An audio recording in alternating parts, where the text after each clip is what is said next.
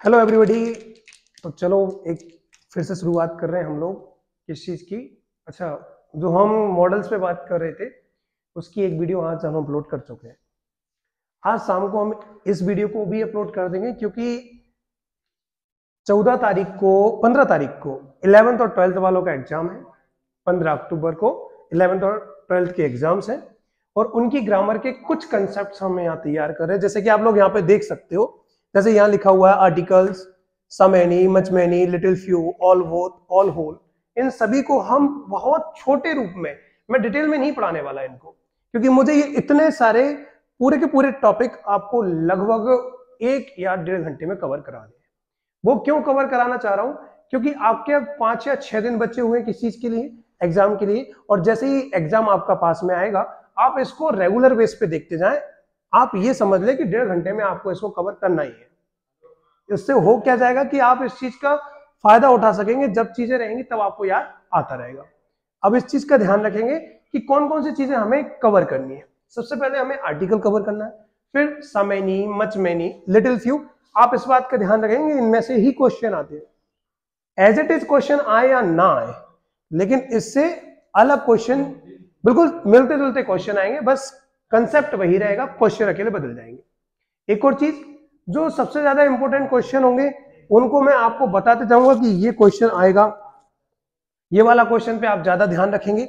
ऐसे जो जो कंसेप्ट होंगे, जो जो एग्जाम में आते ही रहते हैं क्वेश्चन, वो मैं आपको स्टार लगा दूंगा कि आपको इन क्वेश्चनों को करना ही है।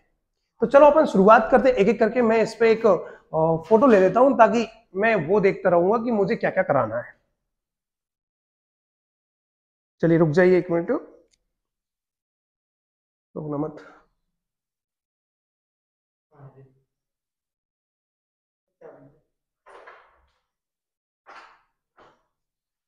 चलिए तो अपन शुरुआत करते हैं इसी चीज को।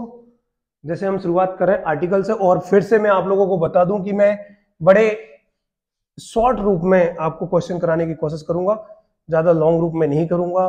कारण उसका ये है कि हम ज्यादा लेंदी वीडियो नहीं बनाना चाहते।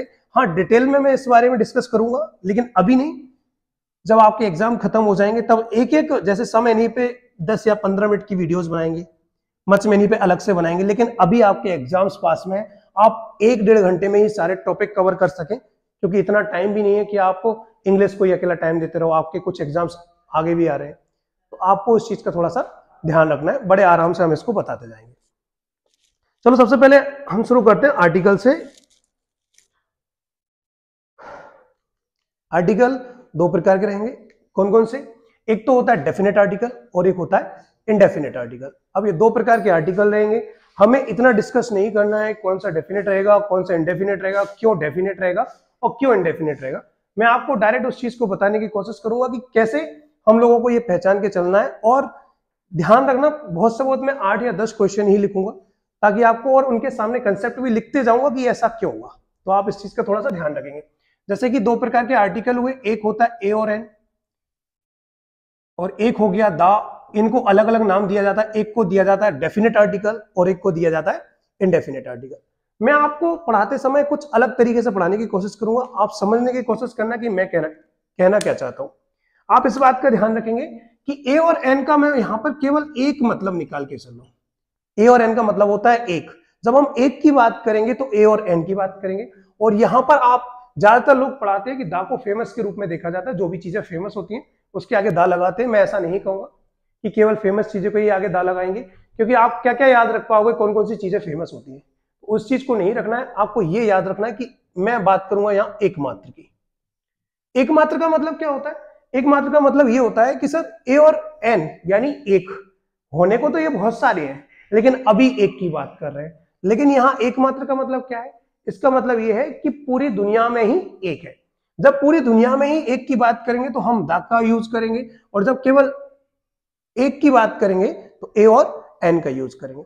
अच्छा, अभी तक तो ए, एन, दा ये 3 आर्टिकल आते थे, लेकिन अब एग्जाम में एक और ऑप्शन आने लगा, चौथा ऑप्शन।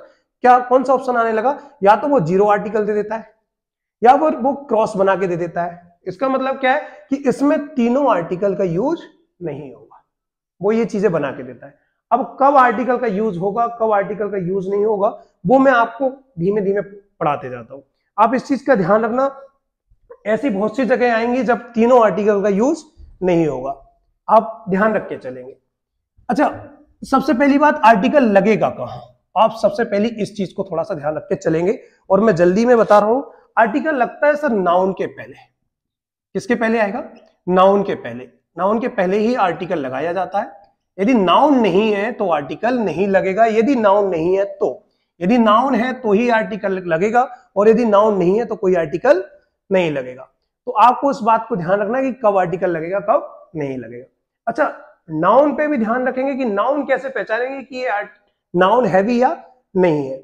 आप ध्यान रखना, मैं 2 एग्जांपल दे रहा हूं कि कैसे पहचानना है कि ये नाउन है या नहीं है। चलो देखो, सबसे पहले कैसे पहचाने कि ये नाउन है, कैसे पहचाने कि यह नाउन है, तो आप इसको देख लें। आपसे मैं कह रहा हूं कि आप बस थोड़ा सा उसका हिंदी करने की कोशिश कीजिए, आपको समझ में आ जाएगा। मैं आपको चीजें लिख रहा हूं, आप समझना इसको कि सर सबसे पहले मैंने आपको बताया कि एक सब्जेक्ट होता है। सब्जेक्ट का आंसर कैसे पता चलता है कि ये सब्जेक्ट है? तो कौन का जैसे ही क्वेश्चन करोगे आपको पता चल जाएगा कि ये सब्जेक्ट है। दूसरा, एक ऑब्जेक्ट होता है सर। ऑब्जेक्ट 2 तरीके से पता लगा सकते हैं। कैसे? एक तो किसे का उत्तर करके, और एक क्या का उत्तर करके। ये दूसरी चीज हो गई ऑब्जेक्ट। फिर क्या होता है सर? सब्जेक्ट के बारे में जो जानकारी देता है वो हमारा एडजेक्टिव कहलाता है। तो सर एक एडजेक्टिव होता है, और एडजेक्टिव में ही ये आते हैं, आप उसको भी थोड़ा सा ध्यान रखेंगे। एडजेक्टिव हो गया। एडजेक्टिव का आंसर कैसे आता है सर?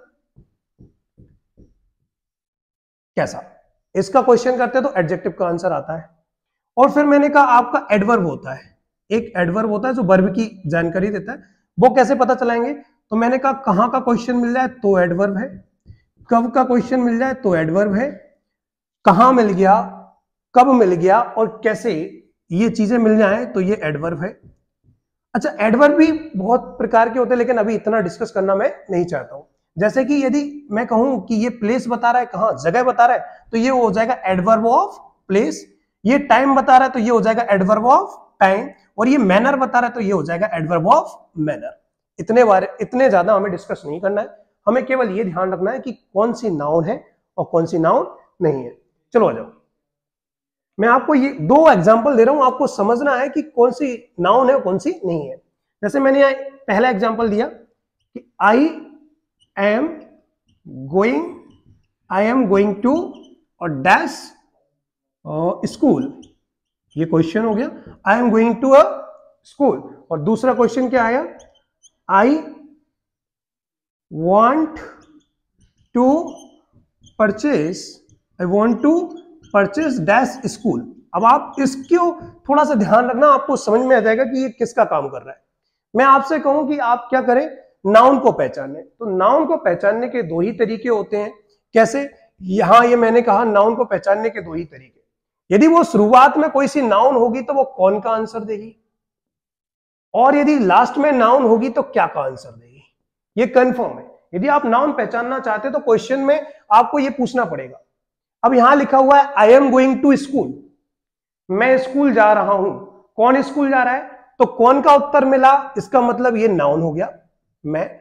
या फिर इसको ना लेके मैं यहां लिख दे रहा हूं Ram is going to school, तो आपको ज्यादा समझ में आएगा। जैसे मैंने कहा Ram is going to school, जैसे ही मैंने कहा Ram is going to school, कौन स्कूल जा रहा है? तो आपने कहा सर राम, तो ये कौन का उत्तर मिल गया, यानी ये नाउन है। अच्छा चलो ठीक है। फिर मैंने कहा Ram is going to school. अच्छा, यहां पर स्कूल नाउन है या नहीं है, इसको हमें थोड़ा सा ध्यान रख के चलना है। कैसे ध्यान रख के चलेंगे? इसका हिंदी मीनिंग निकाल के देखें कि Ram is going to school, कौन स्कूल जा रहा है? तो राम जा रहा है। और राम कहां जा रहा है? तो आप आंसर देंगे स्कूल का। तो आंसर तो यहां किसका आया है? कहां का। लेकिन नाउन तो वही होगी जहां आंसर किसका आना चाहिए, क्या का आना चाहिए और कौन का आना चाहिए। तो सर क्या का आंसर तो नहीं आया, यानी ये स्कूल किसका काम कर रहा है? कहां का। और कहां का काम कर रहा है तो कहां किसका आंसर होता है? सर एडवर्ब का आंसर होता है। इसका मतलब यहां जो स्कूल है वो नाउन नहीं है, क्या है? एडवर्ब है। अच्छा इस पे देखते हैं। मैंने कहा Ajay wants to purchase dash school, Ajay wants to purchase dash school, इसका मतलब क्या होता है कि अजय स्कूल खरीदना चाहता है। तो मैंने आपसे फिर से पूछा कि भाई कौन स्कूल खरीदना चाहता, तो ये कौन का उत्तर आया, और जैसे ही कौन का उत्तर आया मतलब ये नाउन है। अच्छा, अजय स्कूल खरीदना चाहता है, अजय क्या खरीदना चाहता है, तो फिर से आंसर आया स्कूल, तो ये क्या का उत्तर आया, और क्या का उत्तर आया मतलब ये भी क्या है, नाउन है। तो मैंने आपसे पहले ही कहा था कि नाउन दो ही तरीके से पढ़ाई जा सकती है, दो ही तरीके से आप समझ सकते हैं। शुरुआत में यदि नाउन पहचानना है तो आप कौन से क्वेश्चन करें, और यदि लास्ट में नाउन पहचानना है तो आप क्या से क्वेश्चन करें। तो देखो, शुरुआत में कौन से क्वेश्चन किया, ये नाउन आ गई, लास्ट में क्या से क्वेश्चन किया, ये नाउन आ गई। तो आप ध्यान रखना, ये भी स्कूल है और ये भी स्कूल है, दोनों एक से ही शब्द है, लेकिन एक नाउन है और एक एडवर्ब है। क्यों? क्योंकि सर यहां ये एडवर्ब के रूप में काम कर रही है, ये कहां का उत्तर दे रही है, और ये नाउन के रूप में काम कर रही है क्योंकि ये किसका आंसर दे रही है, क्या का। तो आप इस बात को ध्यान रखना, यदि आपको क्या का उत्तर मिलता है या कौन का उत्तर मिलता है शुरुआत में, तो ही आप समझना कि वो नाउन है, और यदि नाउन नहीं है तो आर्टिकल लगाने की जरूरत नहीं है। चलो अब मैं डायरेक्ट आपको चीजें समझा देता हूं, कुछ एग्जाम्पल ले रहा हूं और उसके बाद में आपको क्वेश्चन समझाता हूं। ध्यान रखेंगे हम लोग क्या चीजों का, कि सबसे पहली बात तो हमें यह ध्यान रखना है कि ए और एन हमेशा एक के लिए आएगा, और जो हमारा दा है वो हमेशा एक मात्र के लिए आएगा। जैसे मैं आपको कुछ क्वेश्चन दे रहा हूं, जैसे यहां लिखा पहला एग्जाम्पल, और इसके अनुसार ही मैं आपको समझाता जाऊंगा। जैसे मैंने लिखा डैश बॉय, डैश बॉय, दूसरा लिखा डैश बॉयज, ओके। फिर लिखा मैंने तीसरा डैश एलिफेंट, फिर चौथा लिखा मैंने डैश एलिफेंट्स। एक साथ क्यों लिख रहा हूं, अभी थोड़ी देर से समझ में आ जाएगा आपको। फिर मैंने लिखा आपको डैश ऑनेस्ट, ऑनेस्ट बॉय, चलो ऑनेस्ट अकेले रहने दो इसको, और अगला लिख दिया डैश ऑनेस्ट गर्ल, ये ले लिया, ये कंप्लीट हो गया। फिर उसके बाद हमें क्या करना है, जैसे मान लो छठवां हो गया, फिर सातवां लेते हैं हम डैश रामायण, फिर आठवां लेते हैं हम लोग कौन सा, डैश सन डैश, ये ज्यादा ध्यान रखना कि ये क्वेश्चन आता है, राइजेस इन डैश ईस्ट, ये कंप्लीट हो गया। फिर अगला क्या आता है, ही इज डैश एमए, ऐसा आता है। अच्छा, और कौन कौन सी चीजें आती हैं इसमें, तो आपको कुछ चीजें और ध्यान रखनी है। जैसे कि मैं 10वां क्वेश्चन आप लोगों के लिए लिख दूं, एक और क्वेश्चन मैं इसी का लिख रहा हूं ताकि समझ में आए आपको, ही इज डैश बीए, एक क्वेश्चन ऐसा लिख दे रहा हूं। अच्छा, और क्या आएगा, तो आप ध्यान रखेंगे, ही is dash tallest boy in the class. तो मैं यहां 11 एग्जांपल ले चुका हूं, एक एक एग्जांपल करके आपको डिस्कस करके बता देता हूं कि कैसे कैसे इन चीजों को करेंगे। पहली बात, यहां लिखा हुआ है कि मैं फिर से लिख दे रहा हूं कि ए और एन हमेशा एक के लिए आएंगे, ए और एन हमेशा एक के लिए आएंगे। यहां लिख दे रहा हूं ए और एन हमेशा एक के लिए आएंगे, और जो दा है वो हमेशा एक मात्र के लिए आएगा। किसके लिए आएगा, एक मात्र के लिए आएगा। तो ए और एन हमेशा एक के लिए आएंगे, जबकि दा हमेशा किसके लिए आएगा, एक मात्र के लिए आएगा। आपको इस चीज का और ध्यान रखना पड़ेगा, कैसे कि यहां मैंने दो चीजें दे दी, एक तो दिया है ए और एन, चलो एक मात्र के लिए तो केवल एक ही ऑप्शन है दा, लेकिन यहां तो एक के लिए तो मैंने कितने दे दिए, दो दे दिए ना। तो सर आप ये तो बताओ कि सर ए कब आएगा और एन कब आएगा। तो आप ये ध्यान रखना कि इंग्लिश के कुछ स्वर होते हैं, ए, ई, आई, ओ और यू, सभी लोग बताते हैं कि ये स्वरों से शुरुआत हो जाए तो आप उसके ठीक पहले एन लगाएंगे, लेकिन ऐसा नहीं है। आप इस बात का थोड़ा सा ध्यान रखेंगे। मैं आपसे कह रहा हूं नोट लगा के लिख लेना। अच्छा, मैं एक दो एग्जांपल और ऐड कर दे रहा हूं ताकि आपको समझ में आ जाए मैं ऐसा क्यों लिखवाना चाह रहा हूं। ये समझ लेना, जैसे मैंने यहां क्वेश्चन लिखा, ही इज डैश यूरोपियन, एक ये आ गया, ओके। और एक यहां मैं ऑलरेडी क्वेश्चन ले चुका हूं, चलो एक बार फिर से ले रहा हूं। चलो ये क्वेश्चन ले चुका हूं वो मैं, तो आप थोड़ा सा ध्यान रखेंगे कि जैसे यहां मैंने बोला कि हिंदी का स्वर आना जरूरी है, हिंदी स्वर आवश्यक है, चाहे वाले इंग्लिश का स्वर मिले या ना मिले। लेकिन आप ध्यान रखेंगे, यदि हिंदी का स्वर आपको मिलता है तो आप एन ही लगाएंगे। आप ये ध्यान रखेंगे, आ से लेके आहा तक, ऋषि को छोड़ के आप इन चीजों को थोड़ा सा ध्यान रखेंगे। यदि हिंदी का स्वर मिलता है, इंग्लिश का मिले ना मिले कोई फर्क नहीं पड़ेगा, लेकिन हिंदी का स्वर मिलना बहुत आवश्यक है। अब मैंने इतनी बातें आपसे कर ली हैं, अब एक एक करके आपको क्वेश्चन समझाता हूं। जैसे यहां लिखा हुआ है डैश बॉय, डैश बॉय। आप मुझे यहां बताएं कि ये बॉय यहां कितने हैं, तो आप कहेंगे सर एक ही है। कितने हैं? एक ही है। यदि एक है तो ऑप्शन कौन कौन सा आएगा सर? ए आएगा और एन आएगा। क्या दा आ सकता है? नहीं सर, दा नहीं आ सकता। क्यों नहीं आ सकता? क्योंकि दा तो सर केवल एक मात्र के लिए आता है। किसके लिए आता है? एक मात्र के लिए आता है। लेकिन यहां क्यों नहीं आया है? क्योंकि सर ये तो एक है, ऐसे तो बहुत सारे लड़के होते हैं जिसके लिए आएगा। तो मैंने आपसे ये कहा कि जो केवल एक मात्र हो उसी के लिए दा आएगा। यदि मैं आपसे कहता हूं रिवर, तो रिवर तो बहुत सारी है, लेकिन मैंने कहा गंगा रिवर, तो सर गंगा रिवर एक ही है। तो आप इस बात का ध्यान रखेंगे। ये लिखा हुआ है डैश बॉय, यहां पर एक है। यदि एक है तो सर या तो ए आएगा या क्या आएगा? एन आएगा। अब आप बॉय को लिख के देख लीजिए। तो मैंने यहां लिख के देखा बॉय, तो ये सर क्या आ रहा है? व्यंजन आ रहा है। हिंदी का स्वर तो नहीं आ रहा है। नहीं सर, यदि हिंदी का स्वर नहीं आ रहा है तो हम यहां पे क्या लगा देंगे? ए लगा देंगे। फिर दूसरे क्वेश्चन की तरफ चलेंगे। सर यहां क्या लिखा हुआ है? ये बॉयज लिखा हुआ है। क्या ये एक है? नहीं, एक से ज्यादा है। क्या है? एक से ज्यादा। क्या बॉयज एकमात्र होते हैं? आपके आसपास ही देख लो, बहुत सारे बॉयज होंगे तो एकमात्र तो होते नहीं है। दूसरी बात, ये एक से ज्यादा है और एकमात्र होते नहीं है। तो क्या करना है सर? एक से ज्यादा है तो सर ए और एन भी नहीं आएगा, और एकमात्र भी नहीं होते तो सर दा भी नहीं आएगा। तो क्या करें सर? तो यहां पर जीरो आर्टिकल आएगा, मतलब यहां कोई सा भी आर्टिकल नहीं आएगा। क्यों नहीं आया? क्योंकि सर हमारी पहली शर्त है कि ए एन दा वहीं आएंगे, या तो एक हो या एकमात्र हो। एक से ज्यादा कुछ भी हुआ वहां कोई आर्टिकल नहीं आएगा, आप ध्यान रखना। फिर से ये लिखा है एलिफेंट। क्या लिखा हुआ है? एलिफेंट। तो यहां देखें एलिफेंट कितने हैं? तो सर एक ही है। यदि एक ही है, क्या एकमात्र एलिफेंट होता है? नहीं, बहुत सारे होते हैं, तो दा तो नहीं आएगा। तो क्या आएगा सर? या तो ए आएगा या एन आएगा। अब एलिफेंट को हम लिख के देख रहे, सर ये आ गया एलिफेंट। फिर क्या करें? तो सर ये तो हिंदी का स्वर बन रहा है। किसका स्वर बन रहा है? हिंदी का स्वर है। यदि ये हिंदी का स्वर है, हिंदी का स्वर है, तो सर हमें क्या लगाना पड़ेगा? एन लगाना पड़ेगा। तो हम यहां पे क्या लगा दे रहे हैं? एन लगा दे रहे हैं। फिर से अगला क्वेश्चन आ गया सर, एलिफेंट्स, क्या ये एक है? नहीं सर, एक नहीं है। तो कितने हैं? एक से ज्यादा हैं, एक से ज्यादा। और जैसे ही एक से ज्यादा हुए तो आप फिर से समझ लेना कोई आर्टिकल नहीं आएगा। कैसे पहचान रहे हैं कि एक से ज्यादा है? सर एस लगा हुआ है, प्लूरल बन गए ये, तो फिर यहां पे भी कोई आर्टिकल नहीं आएगा। फिर क्या लिखा हुआ है? ऑनेस्ट।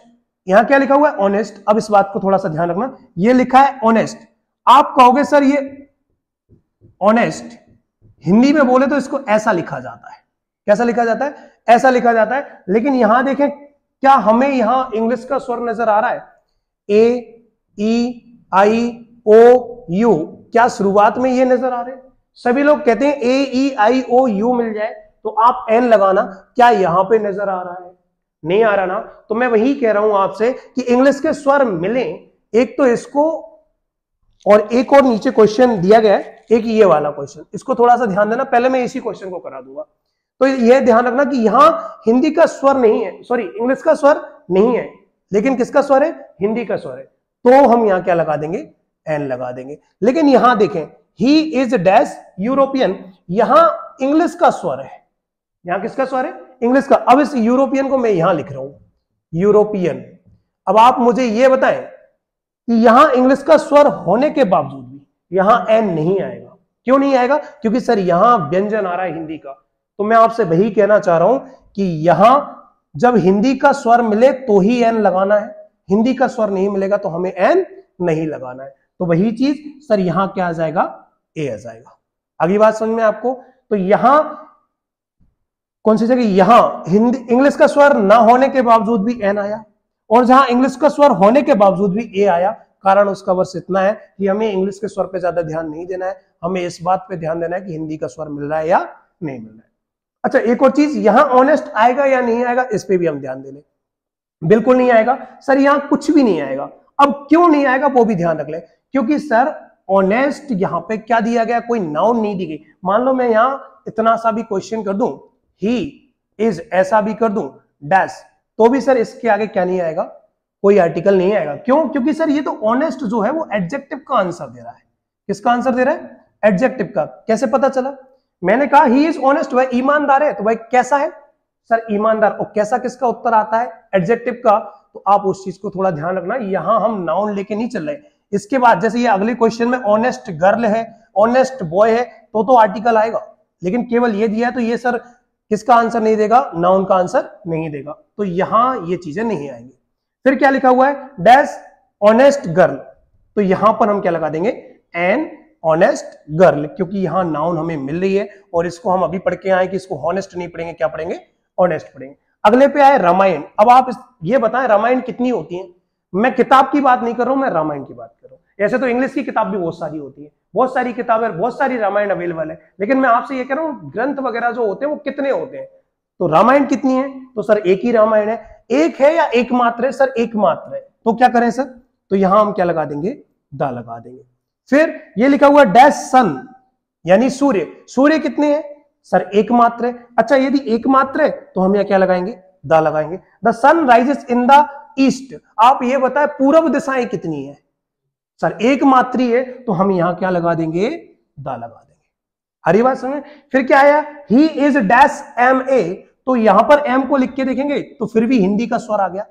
अच्छा एम ए तो बहुत सारे हैं, तो एकमात्र तो हो नहीं सकते, तो यहां क्या लिखा है? He is dash M A, और एम ए में क्या आ जाएगा? सबसे पहले ए आएगा, हिंदी का स्वर आएगा, तो यहां क्या आएगा? एन। फिर मैंने कहा ही इज डैश बी ए। अब की बार आप क्वेश्चन करेंगे तो ये क्या आ रहा है? वी आ रहा है। इसका मतलब सर यहां पर आपका व्यंजन आ रहा है, ना कि स्वर आ रहा है, तो यहां पे फिर से क्या आ जाएगा? ए आ जाएगा। अच्छा एक चीज और, यहां लिखा हुआ ही is dash tallest boy in the class. इस चीज को आप ध्यान रखेंगे। किस चीज को ध्यान रखेंगे? कि ये सुपरलेटिव डिग्री है। सुपरलेटिव डिग्री पहचानने के दो ही तरीके होते हैं, या तो आपको लास्ट में ईएसटी लगा मिलेगा, या फिर शुरुआत उसकी मोस्ट से हो रही होगी। यदि ये दो शब्द नजर आते हैं तो आप समझ जाना कि ये सुपरलेटिव डिग्री है, और सुपरलेटिव डिग्री के पहले दा का यूज किया जाता है। तो आपको एक बार फिर से बता दूं मैं इन चीजों को कि क्या क्या किया है। सबसे पहली बात, एक नजर आएगा, केवल एक नजर आएगा, तो हमें ध्यान रखना ए और एन में से चुनना है। ए और एन में से चुनने के लिए भी कारण है कि यदि हिंदी का स्वर मिलता है तो एन, और हिंदी का स्वर नहीं मिलता है तो ए, और केवल एकमात्र नजर आता है तो हमें क्या चुनना है?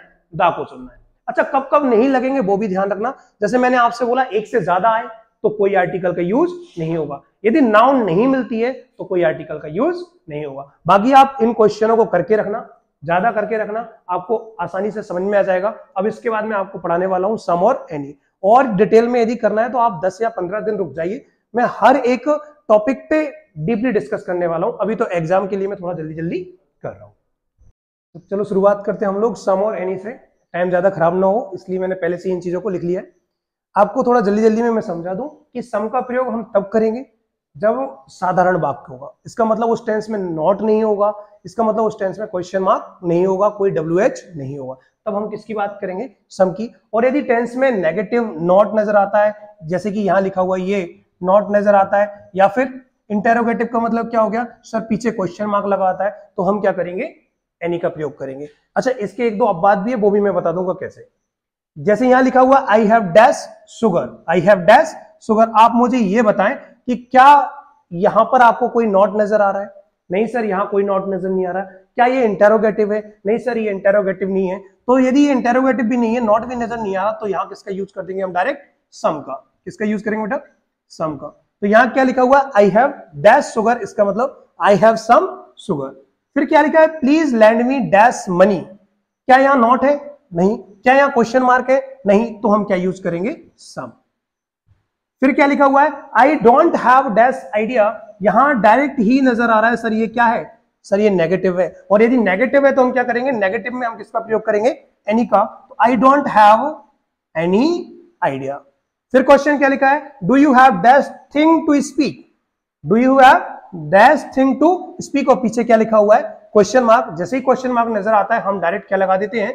सर एनी लगा देते हैं। लेकिन रुकना जरा, थोड़ा सोचना कि सर क्वेश्चन मार्क तो यहां भी नजर आ रहा है, क्वेश्चन मार्क तो यहां भी नजर आ रहा है, लेकिन यहां यूज किसका होगा, सम का। इसका कारण क्या है, तो मैं यहां रीजन लिख के बता रहा हूं। जब भी वाक्य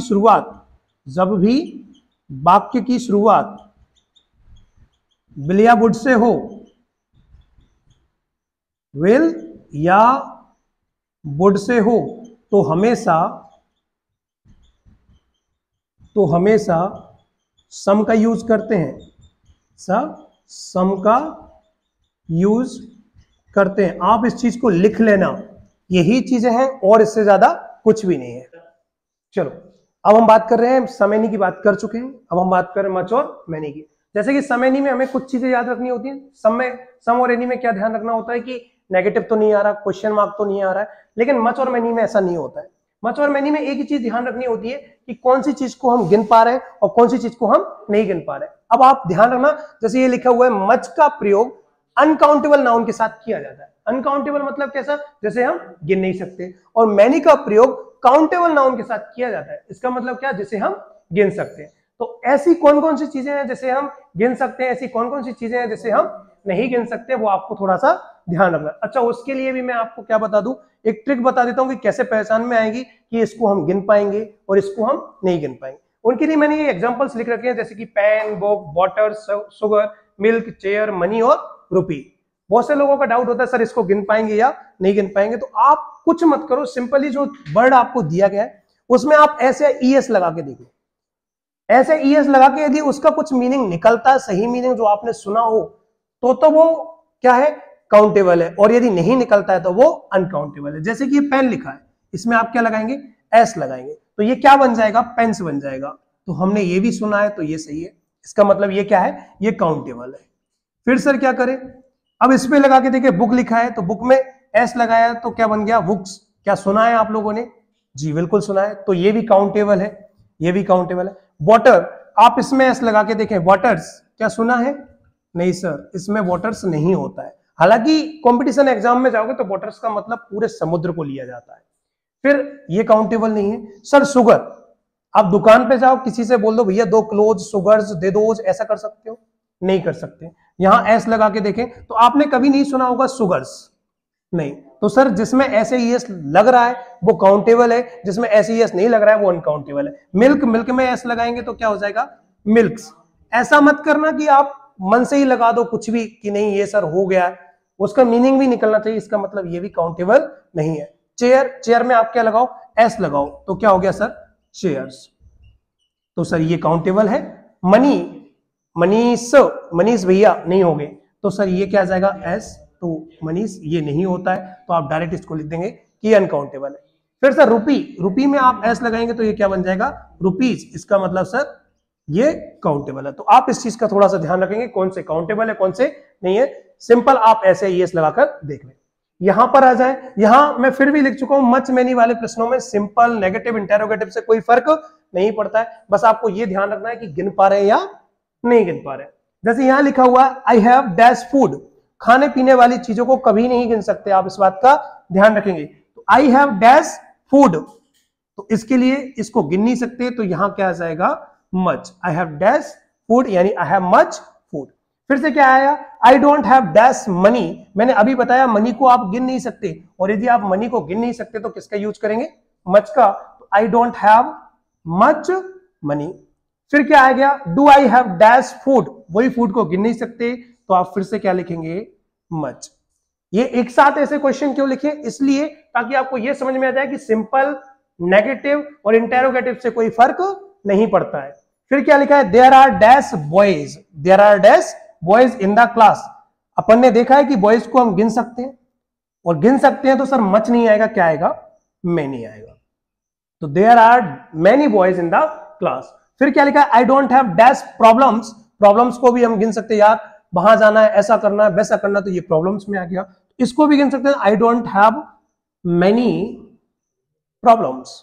फिर क्या आ गया, do you have dash projects, इसमें भी हमको ध्यान रखना, प्रोजेक्ट्स को भी हम गिन सकते हैं, तो इधर भी क्या आएगा, मैनी आएगा। और सबसे सिंपल तरीका, आप कुछ याद कर पाओ या ना कर पाओ, सबसे मोस्ट इंपोर्टेंट तरीका कि आप ये ध्यान रखना कि जब मच और मैनी का क्वेश्चन हो तो आप ये ध्यान रख लेना, यदि उसमें ऑलरेडी एस लगा मिल जाए तो समझ जाना मैनी है, और एस लगा ना मिले तो समझ जाना मच है। आप देखो इसको, क्या इसमें एस लगा मिला पीछे? नहीं, तो सर मच। क्या मनी में एस लगा मिला? नहीं, तो मच। क्या फूड में एस लगा मिला? नहीं, तो मच। यहां देखे क्या लगा मिला है? बॉयज, एस लगा मिला है, इसका मतलब मेनी। यहां देखे क्या लगा मिल रहा है? प्रॉब्लम्स, तो ये क्या हो गया? मेनी। और यहां देखो क्या लगा मिल रहा है? प्रोजेक्ट्स, तो ये क्या हो गया? मेनी। तो इस तरीके से हमने मच और मेनी को भी खत्म कर दिया।